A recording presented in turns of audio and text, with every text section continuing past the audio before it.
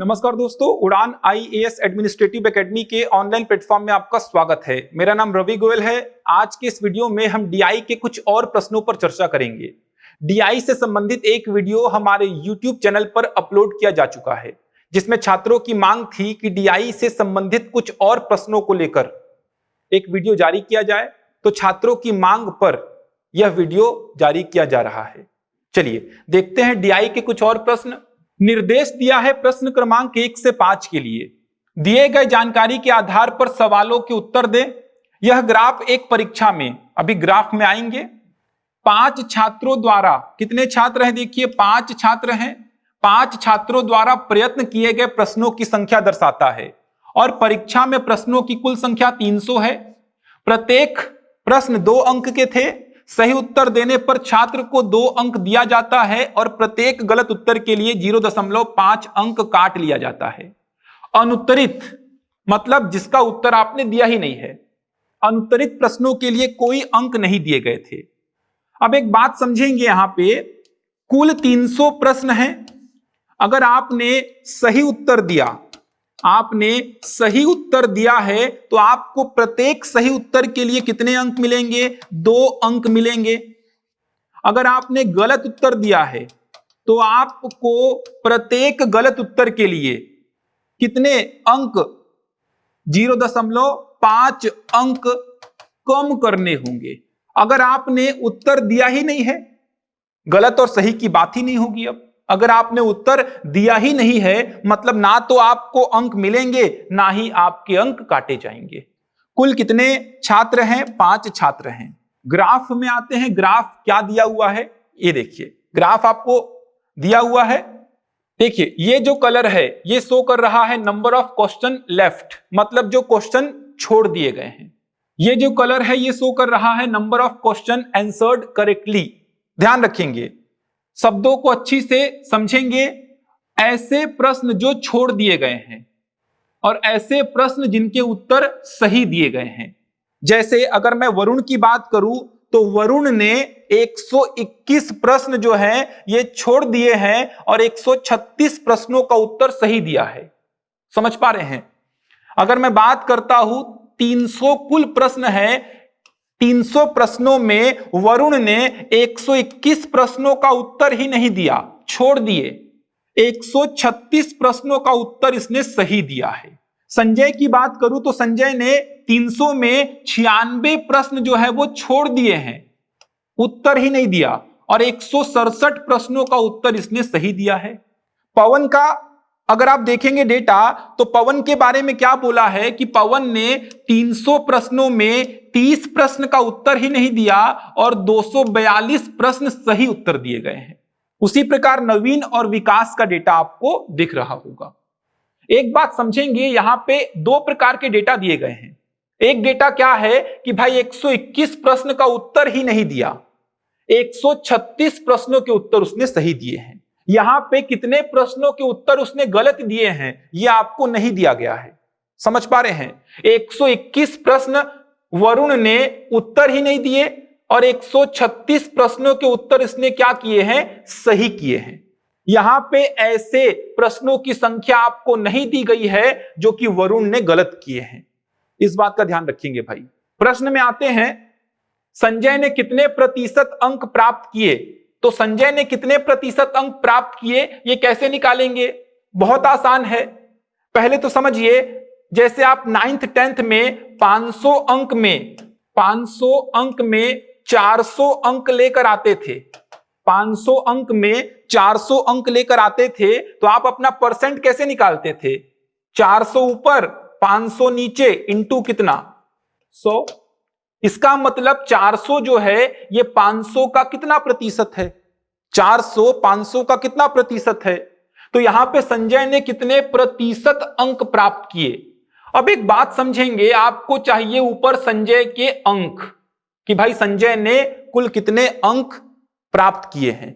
ठीक, नीचे पूर्णांक। अब पूर्णांक समझिए भाई, 300 प्रश्न थे और प्रत्येक प्रश्न 2 अंक का था, मतलब पूर्णांक कितने का है? 600 का। तो नीचे मेरे को पूर्णांक तो मिल गया 600, इसको 100 से गुणा करूंगा संजय ने कितने प्रतिशत अंक प्राप्त किए, तो ऊपर क्या होगा संजय के अंक, नीचे क्या होगा पूर्णांक। भाई 300 प्रश्न थे और प्रत्येक प्रश्न 2 अंक का, मतलब पूर्णांक कितने का हो गया 600 का, मतलब नीचे 600 आएगा, ये मेरे को कंफर्म पता है।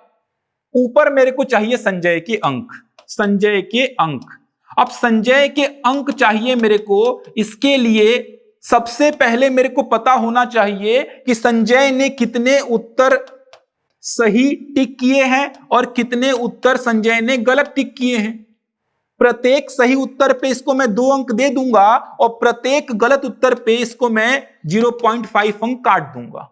तो पहले तो पता करना पड़ेगा कि संजय ने कितने उत्तर सही टिक किए हैं। तो देखिए संजय ने कितने उत्तर सही टिक किए हैं, तो संजय ने 167, देख पा रहे हैं 167 प्रश्नों के उत्तर सही टिक किए हैं। तो ये तो मेरे को मिल गया, कितना होगा 167, तो मल्टीप्लाइड बाय कितना लिख दूं 2। अब यहां पे बात आती है कि संजय ने कितने प्रश्नों के उत्तर गलत टिक किए, वो आपको निकालना पड़ेगा। कैसे निकालेंगे, देखिए टोटल प्रश्न 300 हैं, टोटल प्रश्न 300 हैं, 167 प्रश्न के उत्तर सही टिक किए, 96 प्रश्न छोड़ दिए। तो 300 में से इन दोनों के योग को अगर मैं घटा दूंगा तो मेरे को क्या मिलेगा, ऐसे प्रश्न जो कि गलत उत्तर टिक किए गए हैं। तो क्या करूंगा, 300 में से 167 और 96 के योग को घटा दूंगा। 300 में से 167 और 96 के योग को घटा दूंगा। समझ पा रहे हैं क्यों घटाया, क्योंकि टोटल कितने प्रश्न हैं 300, 167 प्रश्नों का उत्तर सही किया, 96 प्रश्न छोड़ दिए, तो जो बचे होंगे उनका उत्तर क्या होगा, गलत। कितने हो गए देखिए, जोड़ दीजिए पहले तो, 7 और 6 13, 10 और 6 16, 263। तो 263 में क्या शामिल हैं, 263 में 167 प्रश्नों के उत्तर सही टिक किए गए हैं और 96 प्रश्न छोड़े गए हैं। तो बचे कितने, 10 में 3 गया 7, 9 में 6 गया 3, 37। तो 37 प्रश्न ऐसे थे, 37 प्रश्न ऐसे थे जो कि गलत टिक किए गए हैं, गलत उत्तर टिक किए गए हैं। तो संजय का डेटा आपको मिल गया कि सही प्रश्न संजय ने 167 और गलत कितने किए 37। तो प्रत्येक सही पर 2 अंक मिले और प्रत्येक गलत पर 0.5 अंक काट दिए गए। तो ये क्या हो गया आपका, संजय के कुल अंक मिल गए। इसको सिंप्लीफाई करेंगे तो आपको मिलेगा 315.5। सिंप्लीफाई करेंगे तो आपको मिलेगा 315.5। मतलब संजय ने कितने अंक हासिल किए 315.5। तो यहां कितना लिख दूंगा 315.5, कितने में 600 में, मल्टीप्लाइड बाई 100। सिंप्लीफाई करेंगे तो सिंप्लीफाई करने में देखिए आपको यहीं से नजर आ जाएगा, चाहे तो 0 0 को कैंसिल कर दीजिए तो आपको नजर आएगा 52.58% के आसपास उत्तर हो जाएगा डी। तो बहुत अच्छा प्रश्न है। इस प्रकार के प्रश्न अगर पीएससी परीक्षा में पूछे गए तो थोड़ी दिक्कत होगी समझने में ही प्रश्न को पहले तो ध्यान रखेंगे संजय ने कितने प्रतिशत अंक प्राप्त किए, तो ऊपर संजय के कुल अंक, नीचे पूर्णांक इंटू 100%। और संजय के अंक कैसे निकालेंगे, तो पहले पता करना होगा कि सही उत्तर कितने प्रश्नों के दिए गए 167 प्रश्नों के, गलत उत्तर कितने प्रश्नों के दिए गए 37 प्रश्नों के। कहां से निकला 167 सही प्रश्नों के उत्तर, 96 छोड़ दिए गए, तो बचे क्या, बचे हुए प्रश्नों के उत्तर गलत टिक किए गए। तो 167 प्रश्नों के उत्तर सही टिक किए गए, प्रत्येक प्रश्न में 2 अंक मिला, तो 167 इंटू 2, और गलत उत्तर कितने 37, प्रत्येक में 0.5 अंक काट दिया गया, तो 37 गुणा 0.5 कैलकुलेशन करेंगे तो मिलेगा 315.5। मतलब संजय के अंक 600 में कितने आए 315.5, प्रतिशत कितना हो गया 52.58। चलिए अगला क्वेश्चन देखते हैं। वरुण और पवन द्वारा अर्जित किए गए अंक के बीच का अंतर कितना है। तो जिस प्रकार आपने पिछले प्रश्न में संजय के अंक निकाले थे, उसी प्रकार आप वरुण और पवन इनके अंक निकाल सकते हैं, फिर दोनों के बीच का डिफरेंस आप बता सकते हैं। देख लेते हैं। चलिए वरुण का देखिए, वरुण ने 121 प्रश्न छोड़ दिए और 136 प्रश्नों के उत्तर सही टिक किए। 121 प्रश्न वरुण ने छोड़ दिए और 136 प्रश्नों के उत्तर इसने सही टिक किए। अगर दोनों को जोड़ूंगा मैं कितना मिलेगा, 6 और 1 7, 3 और 2 5, 257। अब 300 में से अगर मैं 257 को माइनस कर दूं तो ये कितना मिलेगा, 43। इसका मतलब ये हुआ कि वरुण ने 136 प्रश्नों के उत्तर सही दिए, 43 प्रश्नों के उत्तर इसने गलत दिए हैं। तो वरुण के अंक आप आसानी से बता सकते हैं। कैसे बताएंगे, 136 इंटू 2 माइनस 43 इंटू 0.5।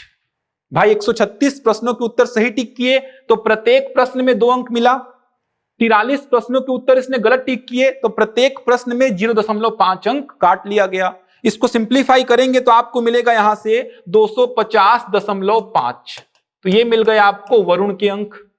अब पवन के अंकों की बात करते हैं तो देखिए पवन के बारे में क्या डेटा दिया गया है। पवन ने 30 प्रश्न छोड़ दिए, ये वाला कलर क्या बता रहा है, नंबर ऑफ क्वेश्चंस लेफ्ट, और 242 प्रश्नों के उत्तर सही टिक किए। तो लिखे यहां पे 30 प्रश्न छोड़ दिए और 242 प्रश्नों के उत्तर सही टिक किए। दोनों को जोड़ दीजिए, कितना आ गया देखिए, 272। अगर मैं 300 में से 272 को माइनस कर दूं तो 10 में 2 कितना, 8, 9 में 7 कितना, 2, 28। इसका मतलब 242 प्रश्नों के उत्तर पवन ने सही टिक किए, 28 प्रश्नों के उत्तर पवन ने गलत टिक किए। प्रत्येक सही उत्तर के लिए 2 अंक, तो 272 इंटू कितना लिख दूं, 2। प्रत्येक गलत उत्तर के लिए 0.5 अंक काट लिया जाता है, तो -28 इंटू 0.5। इसको सिंप्लीफाई करेंगे, 242 करेंगे यहां पे, ठीक। 242 प्रश्नों के उत्तर इसने सही टिक किए थे। सिंप्लीफाई करेंगे तो ये मिलेगा आपको 470।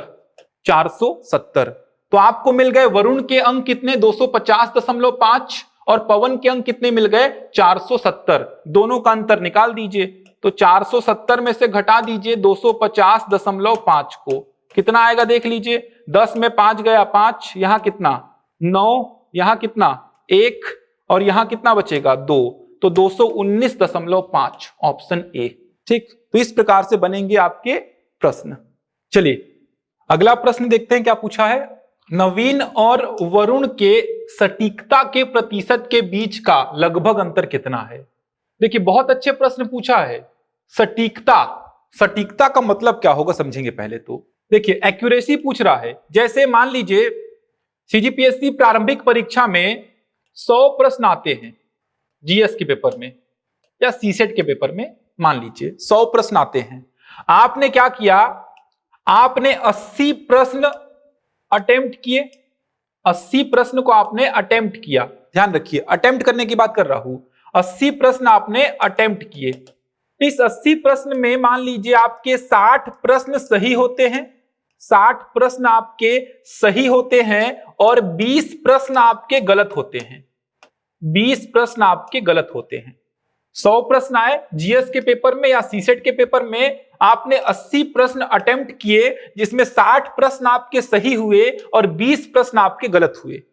तो यहां पे आपके एक्यूरेसी का, सटीकता का प्रतिशत क्या है। तो सटीकता कैसे निकालेंगे कि भाई 80 में से 60 सही मार्क आया हूं मैं, ऐसा बोलते हैं ना कि 80 में से 70 सही मार्क आ गया मैं, यही तो सटीकता है। तो सटीकता का प्रतिशत कैसे निकालेंगे कि 60 प्रश्न सही हैं, 80 में से प्रतिशत वाइज कितना हो गया, 60/80 इंटू 100, ये होता है सटीकता का प्रतिशत। टोटल में नहीं देखेंगे सटीकता, आप कितना अटेम्प्ट किए उसमें कितना सही है, ये होता है सटीकता, एक्यूरेसी। मैं 20 प्रश्न अटेम्प्ट ही नहीं किया, उनकी बात ही नहीं करूंगा मैं, क्योंकि अटेम्प्ट ही नहीं किया, उसमें क्या एक्यूरेसी होगी मेरी एक्यूरेसी थी कि 80 में से मैं 60 प्रश्न सही टिक किया हूं, तो एक्यूरेसी का परसेंटेज कितना हो जाएगा, 60/80 इंटू 100। तो इस प्रकार से आप प्रश्न को हल कर सकते हैं। नवीन और वरुण के सटीकता के प्रतिशत के बीच का लगभग अंतर पूछा है। तो देखिए नवीन और वरुण, तो सबसे पहले नवीन में आते हैं। तो नवीन ने 67 प्रश्न छोड़ दिए हैं, 217 प्रश्न इसने सही टिक किए हैं। 67 प्रश्न छोड़ दिए और 217 प्रश्न इसने सही टिक किए हैं। मेरे को चाहिए अटेम्प्ट कितने किए इसने, अगर मेरे को मिल जाए कि नवीन ने इतने प्रश्न अटेम्प्ट किए थे तो उसमें सही कितने हैं, 217, तो मैं देखूंगा कितने अटेम्प्ट किए, तो भाई 300 में से 67 हटा दो, क्योंकि 67 प्रश्न उसने अटेम्प्ट नहीं किए, तो 300 में से 67 हटा दिया, 10 में 7 गया 3, 9 में 6 गया 3, कितना 233। मतलब नवीन ने 233 प्रश्न जो हैं ये अटेम्प्ट किए 233 प्रश्न, और इसमें सही कितने हैं, 217 सही है कितने में, 233 में। तो ये हो गया नवीन की एक्यूरेसी का प्रतिशत। मेरे को गलत कितने टिक किए उससे मतलब ही नहीं है, अटेम्प्ट कितने किए 233, 300 में से सीधे सीधे 67 को माइनस कर दिया, क्योंकि 67 प्रश्न ऐसे थे जो नवीन ने छोड़ दिए थे, तो बचे कितने 233 जो नवीन ने अटेम्प्ट किए हैं, इसमें 217 सही हैं, तो एक्यूरेसी का प्रतिशत 217/233 इंटू 100। इसको सिंप्लीफाई करेंगे तो आपको मिलेगा ये लगभग 93.1%। इसी प्रकार आप निकाल लीजिए वरुण का, तो वरुण ने 121 प्रश्न छोड़ दिए और 136 प्रश्न सही टिक किए। 121 प्रश्न छोड़ दिए और 136 प्रश्न सही टिक किए हैं। अगर मैं 300 में से 121 को माइनस कर दूं, 10 में 1 गया 9, 9 में 2 गया 7, यहां कितना 1, तो 179 प्रश्न वरुण ने टिक किए थे, अटेम्प्ट किए थे, जिसमें सही कितने हैं 136, तो एक्यूरेसी का प्रतिशत 136/179 इंटू 100। सिंप्लीफाई करेंगे कितना आएगा, ये लगभग आएगा ये 76%। लगभग कितना आएगा 76%। दोनों का अंतर निकाल दीजिए, तो 93.1% में 76% को माइनस करेंगे तो ये लगभग आएगा कितना 17.1%। समझ पा रहे हैं? तो यहां पे दशमलव में उत्तर आ रहा है, इसीलिए थोड़ा टफ लग रहा होगा आपको, लेकिन उसको आप मत सोचिए, अभी केवल कॉन्सेप्ट को समझिए। कैलकुलेशन तो आपसे हो जाएगा, केवल आप कॉन्सेप्ट को समझिए कि सटीकता के प्रतिशत का मतलब क्या है। सटीकता के प्रतिशत का मतलब यह हुआ कि नवीन ने 233 प्रश्न अटेम्प्ट किए थे, इसमें सही कितने हैं 217, तो सटीकता का प्रतिशत 217/233 इंटू 100। वरुण ने अगर बात करूं तो 179 प्रश्न अटेम्प्ट किए, भाई 121 छोड़ दिए तो बचे कितने 179 अटेम्प्ट किए, जिसमें 136 सही हैं, तो सटीकता का प्रतिशत क्या हो जाएगा 136/179 इंटू 100। बढ़ते हैं अगले प्रश्न की ओर। यदि परीक्षा के लिए कट ऑफ अंक 45% है तो विकास द्वारा अर्जित अंक कट ऑफ अंक से कितना प्रतिशत अधिक है। तो बोला है परीक्षा के लिए कट ऑफ अंक 45% है, तो देखिए कुल अंक कितना है 600, 300 प्रश्न है, प्रत्येक प्रश्न के लिए 2 अंक, तो कुल अंक कितने हो गए 300 गुणा 2 600। अब कट ऑफ कितना है, कट ऑफ है 45%, तो आप यहां निकाल दीजिए 600 का 45% कितना आ गया, देखिए 6 पंचे 30, 6 चौको 24 और 3 27, 270 अंक क्या है कट ऑफ है। 600 में कट ऑफ कितने हैं 270। अब बात करते हैं विकास द्वारा अर्जित अंक कट ऑफ अंक से कितना प्रतिशत अधिक है। तो सबसे पहले आपको निकालना पड़ेगा कि विकास ने कितने अंक अर्जित किए, ये आप निकाल सकते हैं, ऐसे प्रश्न पर चर्चा हो चुकी है। तो देखिए विकास 104 प्रश्न छोड़ता है और 185 प्रश्न का सही उत्तर टिक करता है। 104 प्रश्न छोड़कर आता है और 185 प्रश्न का उत्तर सही टिक करता है। अगर दोनों को जोड़ देता हूं मैं तो 5 और 4 9, 289। अब 300 में से 289 को मैं घटा दूंगा तो मेरे को मिलेगा 11, मतलब 185 प्रश्न का उत्तर सही टिक किया और 11 प्रश्न का उत्तर उसने गलत टिक किया। यह आप पहले कर चुके हैं। तो आप क्या लिखेंगे 185 गुणा 2 माइनस 11 गुणा 0.5, ये क्या है विकास द्वारा अर्जित अंक, और ये आएगा आपका 364.5। 364.5 कट ऑफ अंक है 270 और विकास द्वारा अर्जित अंक कितने हैं 364.5। कैसे निकाला विकास द्वारा अर्जित अंक, तो पहले आपको पता होना चाहिए कि कितने प्रश्नों का उत्तर उसने सही दिया 185, गलत कितने प्रश्नों का उत्तर दिया 11। तो 185 में प्रत्येक में 2 मिला और 11 में प्रत्येक में 0.5 काट लिया गया, तो कितना हो गया 364.5 अंक। अब बोला क्या है, कट ऑफ अंक से कितना प्रतिशत अधिक है, तो कट ऑफ अंक कितना है 270, 270 से कितना अधिक है 364.5। तो क्या निकालना है आपको, प्रतिशत वृद्धि निकालना है, कितना अधिक है या कितना वृद्धि हुआ है। कैसे निकालेंगे, कुल वृद्धि 364.5 माइनस 270 डिवाइड बाई 270 इंटू कितना 100%, ऐसे ही तो निकालते हैं। कुल वृद्धि कितना हुआ, अंतिम माइनस प्रारंभिक करने पर मिला, डिवाइड बाई प्रारंभिक मान इंटू कितना 100%। ठीक, तो यहां से कैलकुलेशन करेंगे तो आपको मिल जाएगा 35%। इस प्रकार से आपको प्रश्न हल करना था। अगला क्वेश्चन देखिए, राजीव वह छात्र है जिसने परीक्षा में टॉप किया है और कुल प्रश्न में से 92 प्रश्न का प्रयत्न करता है। राजीव द्वारा दिया गया गलत उत्तर और सही उत्तर का अनुपात 2:21 है। नवीन द्वारा प्राप्त अंक राजीव के अंक से कितना कम है। तो इस प्रश्न को आप लोग हल करेंगे, कुछ प्रॉब्लम होगी तो आप कमेंट में पूछ सकते हैं। ये थे 5 प्रश्न बार ग्राफ पर। चलिए अगला क्वेश्चन देखते हैं। देखिए निर्देश दिया हुआ है, निम्नलिखित रेखा ग्राफ का अध्ययन आपको करना है। ये रेखा ग्राफ क्या शो कर रहा है, कंपनी द्वारा 1995 से 2001 की अवधि के दौरान कंपनी द्वारा निर्यात की मात्रा के अनुपात में आयात की मात्रा का अनुपात देता है।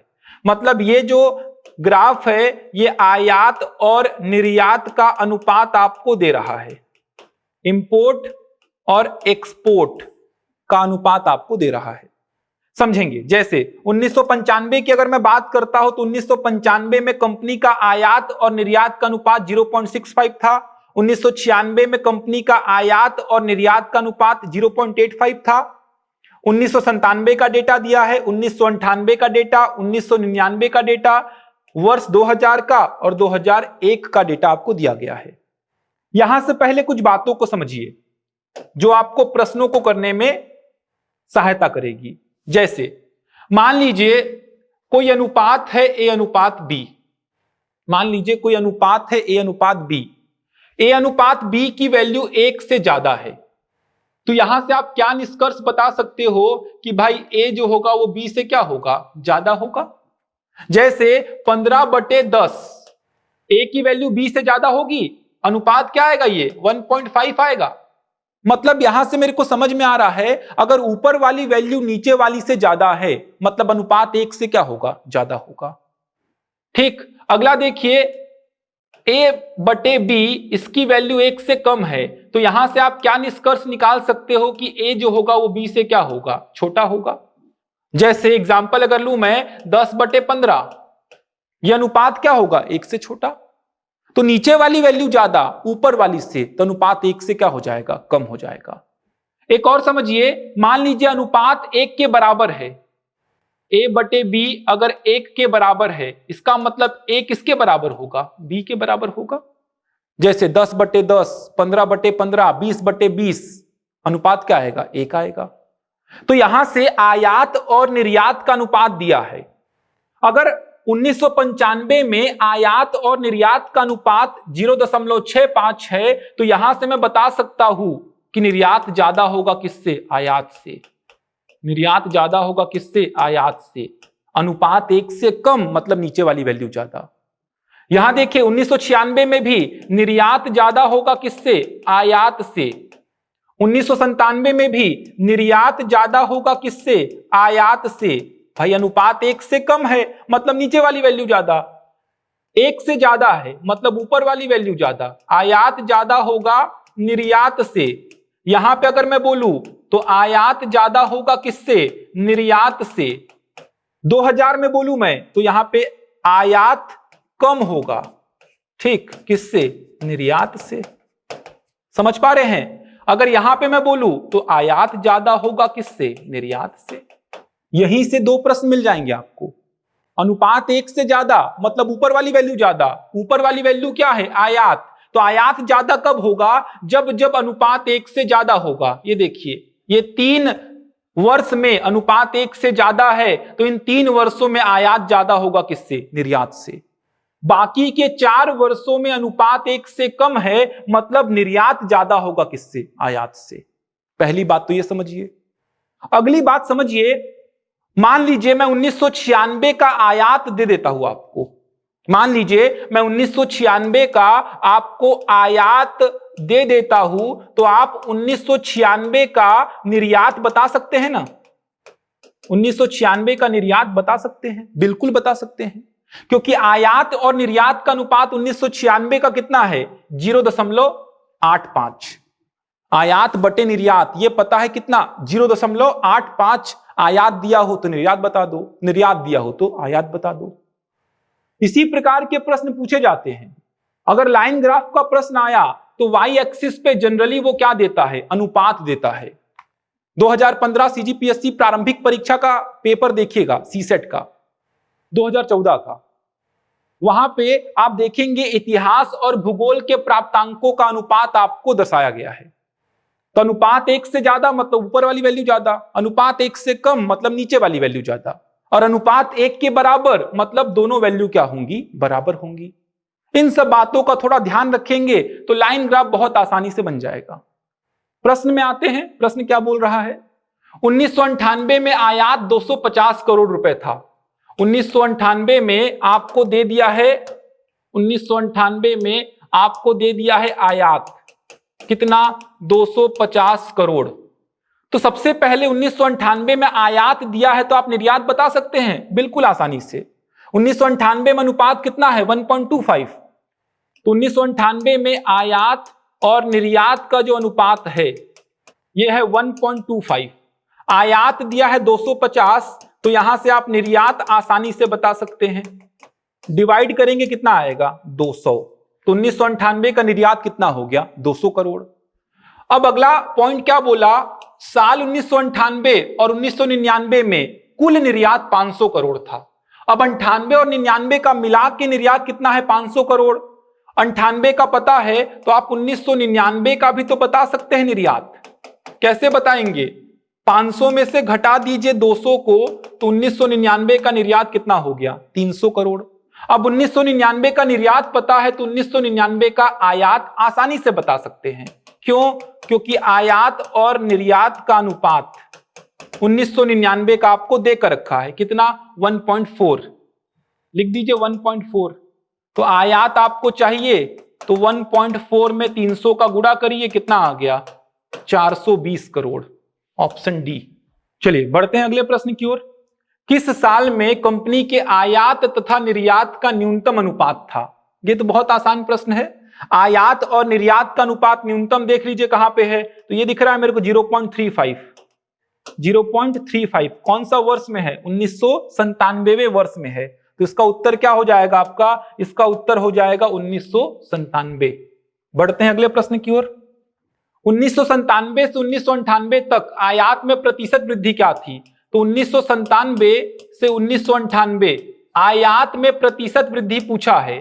इसका मतलब आपको 1997 का आयात पता होना चाहिए और 1998 का आयात पता होना चाहिए। मेरे को किसी भी वर्ष का आयात नहीं पता है।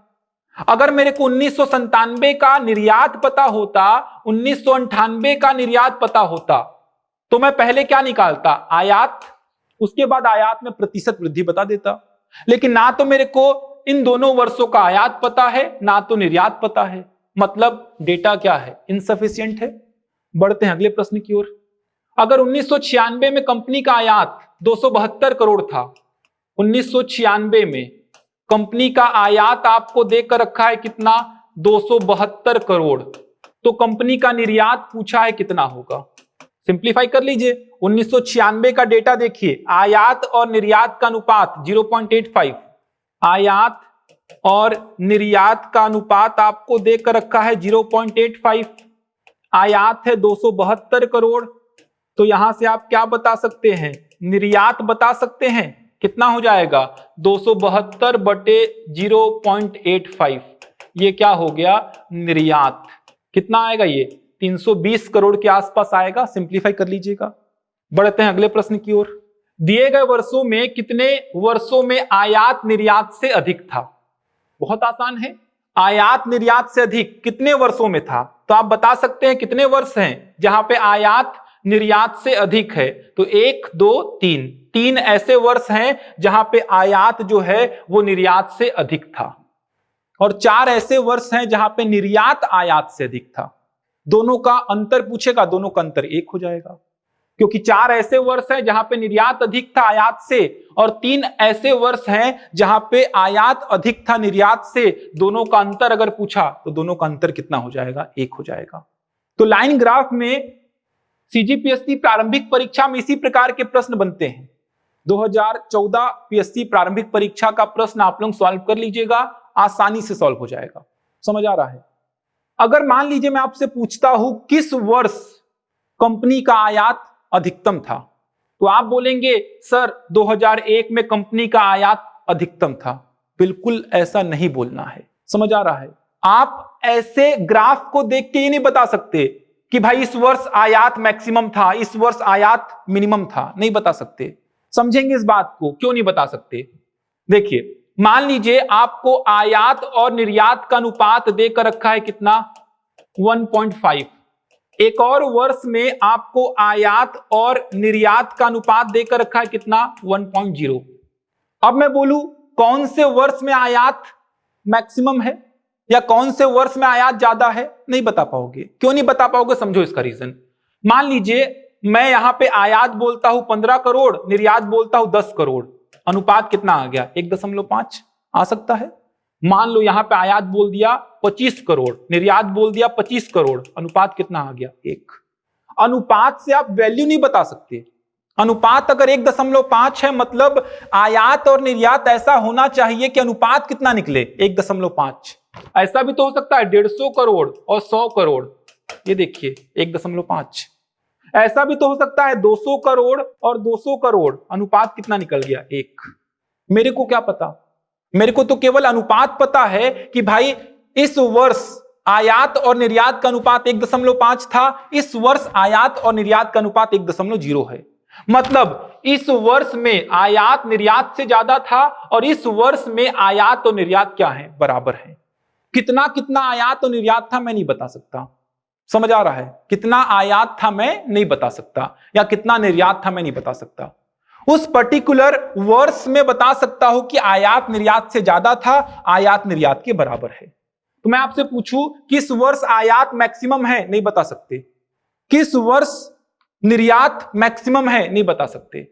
उसी पर्टिकुलर वर्ष में बता सकते हैं, उसी पर्टिकुलर वर्ष में आप बता सकते हैं। तो अनुपात के बहुत सारे कॉन्सेप्ट होते हैं। अनुपात दिखने में आसान होता है, लेकिन जब तक आप अनुपात के बेसिक डेफिनेशन को नहीं समझेंगे, उसका मीनिंग क्या होता है, एक्चुअल मीनिंग, वो नहीं समझेंगे। दो संख्याओं का अनुपात अगर मान लीजिए मैं 2:3 लिखता हूं, इसका यह मतलब नहीं कि A 2 है और B 3 है, ऐसा थोड़ी है। वो 4 और 6 भी तो हो सकता है, 4 और 6 भी तो हो सकता है, वो 20 और 30 भी तो हो सकता है। सब में तो अनुपात क्या आ रहा है? 2:3 आ रहा है। तो अनुपात दिया होता है तो आप एग्जैक्ट संख्या नहीं बता सकते, केवल अनुपात बता सकते हो कि संख्याएं ऐसे अनुपात में होनी चाहिए।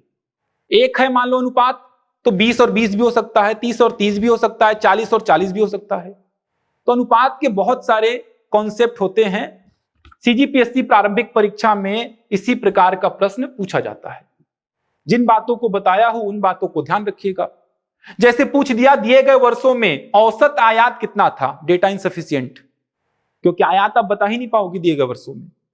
दिए गए वर्षों में औसत निर्यात कितना था, डेटा इनसफिशिएंट, क्योंकि औसत निर्यात के लिए मेरे को सभी वर्षों का निर्यात चाहिए। कहां से पता है? नहीं पता है, मेरे को तो अनुपात पता है। समझ आ रहा है? तो आज के वीडियो में यहीं तक रखते हैं। आशा करता हूं आपको समझ में आया होगा। मिलते हैं अगले वीडियो में, तब तक के लिए धन्यवाद।